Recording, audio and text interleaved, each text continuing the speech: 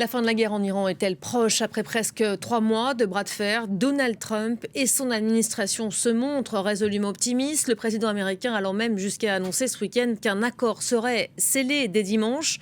Nous voilà le jour d'après et l'annonce formelle se fait toujours attendre, à en croire les Iraniens qui réagissaient ce matin. Vous le voyez, les discussions ont certes progressé, mais le compromis n'est pas vraiment imminent, déclarait ce matin le porte-parole du ministère des Affaires étrangères. Explication. Après des semaines de blocage, les négociations semblent enfin avancer entre l'Iran et les États-Unis. Depuis l'Inde, le secrétaire d'État américain Marco Rubio le confirme, tout en restant prudent. On pensait avoir des nouvelles hier soir, peut-être aujourd'hui. Je ne m'avancerai pas trop là-dessus. Cela prend un peu de temps pour avoir un retour. Nous avons ce que je considère quelque chose d'assez solide sur la table en ce qui concerne leur capacité à rouvrir le détroit, à en assurer l'accès, à s'engager dans une négociation nucléaire très réelle, significative et limitée dans le temps, et nous espérons pouvoir y parvenir. Même prudence côté iranien. Son négociateur en chef, qui a rencontré le chef de l'armée pakistanaise, évoque un accord cadre composé de 14 clauses rédigées par l'Iran. L'accord prévoit la réouverture progressive du détroit d'Ormuz, qui resterait sous le contrôle de l'Iran, selon les dernières propositions. Mais le nucléaire reste une ligne rouge pour Téhéran, qui refuse de l'intégrer au projet.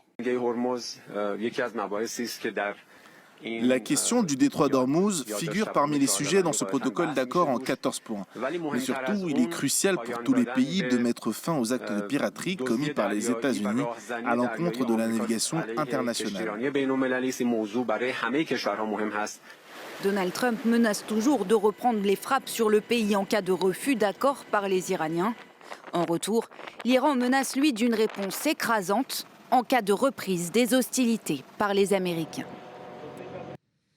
On va aller plus loin avec vous, Bruno Darroux. Bonjour Bruno. Alors bonjour, c'est vrai qu'on a attendu l'annonce une partie du week-end. Les Américains disaient peut-être aujourd'hui. Les Iraniens viennent de plomber l'ambiance, de la calmer carrément. Il y a certes des progrès, nous disent-ils, mais le compromis n'est absolument pas imminent. Oui, absolument. Alors en fait, même côté américain, il y avait eu la petite musique de Marco Rubio dès hier. On y est, dans quelques heures peut-être. Ce matin encore, en Inde, il a dit que tout était possible, y compris dès aujourd'hui. Et puis, il y avait Donald Trump qui, lui, disait « Attention, il ne faut pas se précipiter, la base de l'accord est bonne, mais tout n'est pas encore réglé. » Donc, du coup, la réaction iranienne est un peu sur le même ton que celle de Donald Trump. C'est-à-dire que, en fait, c'est toujours pareil, cet accord de 14 points, il représente évidemment, potentiellement, s'il est adopté, parce que pour le moment c'est un projet d'accord, il représente un pas en avant, mais sur certains points, on sent bien que ça bloque, sur le dossier nucléaire, sur la question des sanctions, sur la question du déblocage des avoirs iraniens qui sont gelés à l'étranger. Et côté américain, Donald Trump s'est rendu compte qu'en fait, ce pré-accord, il était un peu trop favorable à l'Iran. Il a été critiqué, même en interne, même aux États-Unis, par des personnalités comme Ted Cruz ou Lindsey Graham, qui ont dit, mais enfin, qu'est-ce que c'est que cet accord? On est en train, bon, ils l'ont pas dit comme ça, de se coucher devant l'Iran, de trop leur céder. Donc du coup, chacun temporise un peu. Et puis, côté iranien, on rappelle que les Iraniens sont experts dans l'art de faire durer, non pas le plaisir, mais les prémices à des négociations, avec une négociation. Par exemple, si on se souvient de l'accord sur le nucléaire iranien qui avait été laborieusement conclu en 2015, un accord que Donald Trump avait décidé d'abandonner en 2018, mais enfin, les premiers contacts ont eu lieu en 2003, et les vraies négociations pour aboutir à cet accord en 2015 ont duré 20 mois. Vous voyez que les Iraniens ne sont pas des gens pressés. Voilà, et là justement, on s'interroge sur ce qui est en train d'être dealé, négocié. On sait déjà sur quelle marge, selon les discussions. De quoi va être fait l'accord, Bruno? Qu'est-ce qu'on en sait là?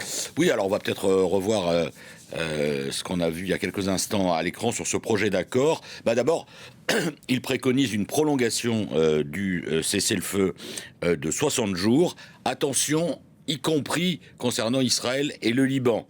Et ça plaît pas du tout, mais alors pas du tout, à Benyamin Netanyahou, puisque pour le moment, le cessez-le-feu, entre guillemets, qu'il y a au Liban est un accord séparé entre Israël et le Liban. Ce cessez-le-feu, donc, il pourrait être reconduit par consentement mutuel. Pendant la durée du cessez-le-feu, les forces américaines vont rester dans la région. Elles ne partiront que lorsqu'il y aura un accord de paix définitif. Le projet d'accord prévoit donc la réouverture du détroit d'Ormuz, qui serait donc de nouveau accessible à la navigation, sans péage. Ça, c'est ce que souhaitent les Américains. Et les Iraniens, là, dans leur réponse, ils ont dit, en fait, que non, il n'y aurait pas de péage, mais il y aurait des frais de passage. Voilà, ce serait un peu... Voilà, typiquement dans l'art de la diplomatie à l'iranienne. Le projet prévoit la levée du blocus des ports iraniens par les États-Unis, qui permettrait également à l'Iran de reprendre leur vente de pétrole, parce que on sait que les Iraniens sont quand même très handicapés d'une certaine manière de ne plus pouvoir exploiter tout leur pétrole. Ils ont des stocks de pétrole qui s'accumulent. Il y aurait donc le déblocage de certains avoirs iraniens. Et puis alors sur le dossier nucléaire, les deux parties disent simplement qu'elles veulent poursuivre les négociations. Et c'est ça qu'on reproche notamment parfois aux États-Unis, enfin à l'administration Trump, y compris, donc, comme je le disais, à l'intérieur des États-Unis, y compris de la part de Benjamin Netanyahou, c'est qu'ils disent là, les Iraniens, ils vont réussir à vous faire négocier sur le détroit d'Ormuz, qui allait très bien avant le 28 février, et sur la principale motivation de l'intervention, qui était justement le dossier nucléaire iranien, ils vont faire en sorte de repousser ces négociations, non pas au calendrier grec, mais enfin, en tout cas, pour un certain délai. Donc voilà, on est là une nouvelle fois, j'allais dire, parce que c'est pas la première fois, entre un accord dont on est proche, mais au dernier moment, il y a des points qui bloquent, et on va voir comment tout cela va finalement se dérouler. On a comme un sentiment de déjà-vu. Déjà-vu, un sentiment de grande patience. Ou de lassitude. On verra cela à 13h avec notre invité du jour qui est Bertrand Badi. On parlera évidemment de la réponse israélienne au Liban où les frappes là aussi se poursuivent. Une dizaine de villages ont été appelés à évacuer ce matin. Merci beaucoup Bruno pour l'éclairage.